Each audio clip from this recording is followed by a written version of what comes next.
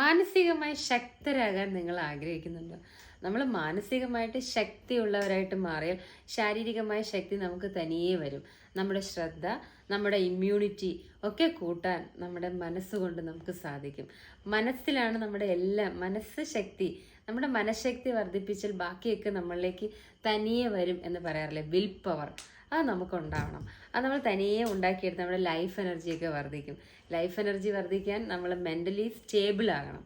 Mentally stable ആകണമെങ്കിൽ നമ്മൾ നല്ല മെഡിറ്റേഷൻ ചെയ്യണം. മെഡിറ്റേഷൻ ചെയ്താൽ മാത്രമേ മനസ്സിനെ നമ്മുടെ കൺട്രോളിൽ കൊണ്ടുവന്ന് ആ മനസ്സിനെ ശക്തമാക്കാൻ നമുക്ക് കഴിയുള്ളൂ.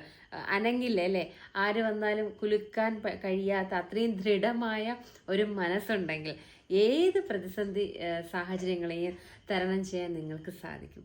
നമ്മുടെ മനസ്സിൻ്റെ ബലമാണ് ഓരോ ദിവസവും നമ്മളെ ജീവിക്കാനായിട്ട് പ്രേരിപ്പിക്കുന്നത്. മനസ്സുണ്ടെങ്കിലല്ലേ പിന്നെ നമ്മളുള്ളൂ. നല്ല ഒരു മനസ്സിലാണ് നല്ലൊരു വ്യക്തി ഉണ്ടാകുക.